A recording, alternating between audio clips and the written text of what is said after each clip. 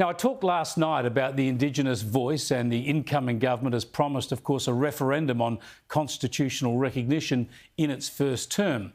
In a moment, I'll speak with Senator-elect Jacinta Price, but first, I want to show you this video that covers the prime ministerial history of these issues. All of us as Australians are diminished, while the Aborigines are denied their rightful place in this nation. The non-Aboriginal people of Australia will recognise the injustices of the past, will recognise the obligations that we have. It begins, I think, with an act of recognition. Recognition that it was we who did the dispossessing. I will put to the Australian people within 18 months a referendum to formally recognise Indigenous Australians in our Constitution. Let us get this behind us and done so that we can have constitutional recognition of our First Peoples. Because I believe a fair nation creates opportunities for all, I see closing the gap as a genuinely important national goal. So I am a supporter of constitutional recognition because I want our country to embrace all of us in the spirit of generous inclusion that has always marked Australians at our best. And while many issues divide us in this place, we are united in our determination to ensure that our Constitution is amended once again to recognise our first Australians. And that's what my government is very focused on these issues of recognition. We would hope to make progress. We can answer its patient, gracious call for a voice enshrined in our Constitution.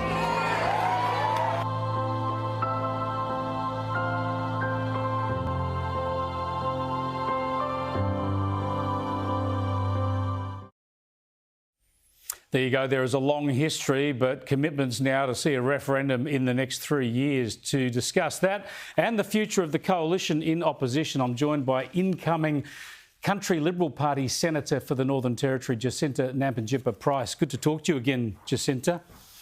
Oh, it's good to be here again. Now, you and I have discussed the voice before. You're sceptical about the need for a voice because you see it as being symbolic. But isn't the idea here, and all the work done under the previous government by Ken Wyatt, the Indigenous Affairs Minister, to make sure the voice is local people at a grassroots level in communities right across Australia, making sure they can have a say with some really practical ideas, practical outcomes to try and improve education, health, job opportunities, all of those practical things that you quite rightly focus on all of the time? Absolutely. I mean, as you know, I am one for practical measures and ways forward, and I certainly see that opportunity it can absolutely take place, given that we're likely to have 10 Indigenous voices in Parliament, including my own now. You know, the idea of a voice to Parliament has, it has been done before, certainly in the Territory Parliament. In the late 2000s, my mother was in fact appointed as the chair of the Indigenous Affairs Advisory Council for the then Henderson government, in fact by Marion Scrimgeour when she was the Deputy Chief Minister, and their job was to engage Indigenous people on the ground with the Territory government of the time, and also to implement the Closing the Gap measures. And I guess for my mother's experience as chairperson of that board, her frustrations came about from not in fact being listened to by the government and feeling as though that advisory was a token advisory to the Henderson government before. So I guess the concept has it isn't a new concept, if you like, and I mean, I'm all for the idea of the democratic process that we've just participated in, which has now provided us possible 10 Indigenous voices that will exist within Parliament. That's, I mean, it's great that there's so many Indigenous Australians coming into Parliament. And as you know, I'm so happy that you're going into the Senate. This is fantastic for our country. But as you say, even the Northern Territory and federally, there have been Aboriginal advisory bodies. Typically, they've just been appointed by premiers or prime ministers. So there's been a recognition that if you're dealing with Indigenous issues, you need to consult Indigenous people. So what would be wrong with a proper national voice on Indigenous issues that is actually mandated through the Constitution? I guess because it, once again, it's another way of dividing us as a nation in terms of ethnicity, as opposed to treating us all as Australians. You know, the way I'd like to see us progress forward is by, in fact, looking at, so the most marginalised Indigenous Australians are those whose first language is not English. The paper that I wrote for the Centre for Independent Studies last year was all about, Mind the Gap paper, was all about basically indicating where those gaps existed for Indigenous Australians. Now, Indigenous Australians in some of the, the cities, the major cities, fare much better than those in remote and regional parts of the country. And that's where I think we have to put our focus. Just because you're Indigenous doesn't automatically make you a marginalised Australian. And there are very successful Indigenous Australians. And so a voice like this doesn't go to the heart of that. It suggests that all Indigenous Australians need some sort of different sort of way of looking at policy and the way we approach things. And if we have that, again, it's a way of dividing us as a country, as opposed to, I think the most successful Indigenous Australians are those who have been able to do things very much like other Australians in this country, be part of the modern world. And I'd like to see certainly more of a focus on those whose first language is not English, are the most marginalised, usually live in remote parts of this country, and that is where the focus should be, in my belief. And I don't necessarily think this idea of a voice actually captures that.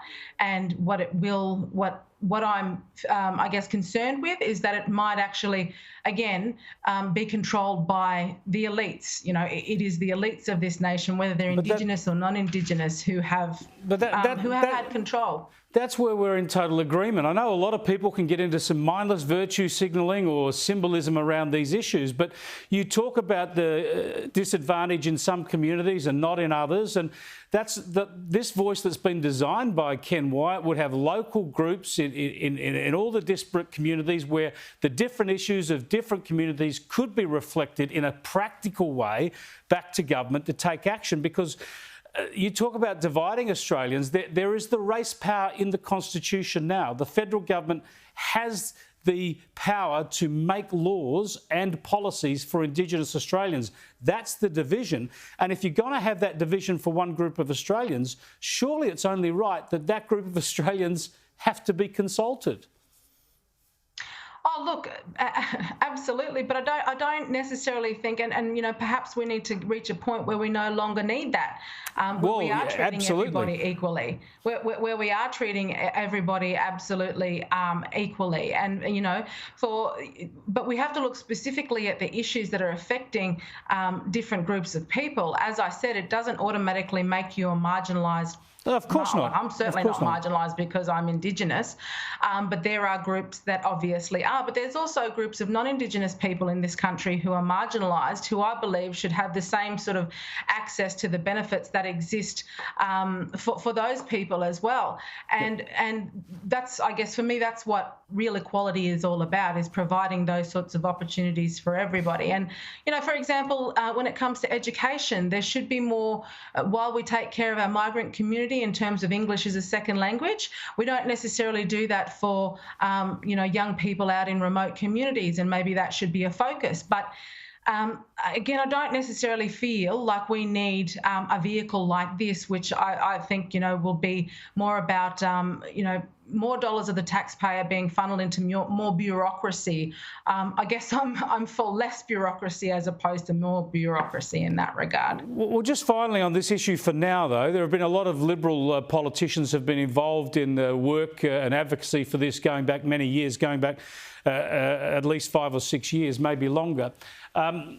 Surely the coalition needs to be involved in this discussion. You can't just hand it over, allow Labor to own it, if you like, in a partisan way, when it hasn't really been generated by Labor. It's been generated mainly by Aboriginal activists, Aboriginal communities and a lot of constitutional conservatives working with them. Is the coalition actually going to get engaged in this debate and see if there is a compromise or a consensus to be found here? I've no doubt at all that the coalition will provide a debate on this, and again, the idea of enshrining a voice to Parliament through a referendum. See, I'm happy for recognition to be part of, for a referendum to be held around recognition, but I just don't think in the form of a voice to Parliament is the way we go about it. Well, we shall see. There's many people with different views on this, but it's always great to get your views. Jacinta, just before I let you go, Peter Dutton, is he the man to lead the Liberal Party from here on in? Look, I think, with the geopolitical circumstances that we're confronted with, we need somebody in a strong position, and he could possibly be that person. Possibly be that person. I suppose you're not officially in the party room yet, so we don't want to push you too hard. That's right. And what about a deputy? There are some prominent women in the party. A couple did particularly well during the election campaign. Do you think there needs to be a woman in the deputy's job? Again, I'm not in any party room yet, but I think it's always wonderful to consider a woman for a job like that. Definitely. Well, thanks again for joining us, Jacinta, and we'll hold back the formal congratulations until you're declared the winner, but we're glad that you're going to be absolutely, certainly heading towards the Senate. Thanks a lot, Chris. Jacinta Price there, who will be a country Liberal Party senator for the Northern Territory.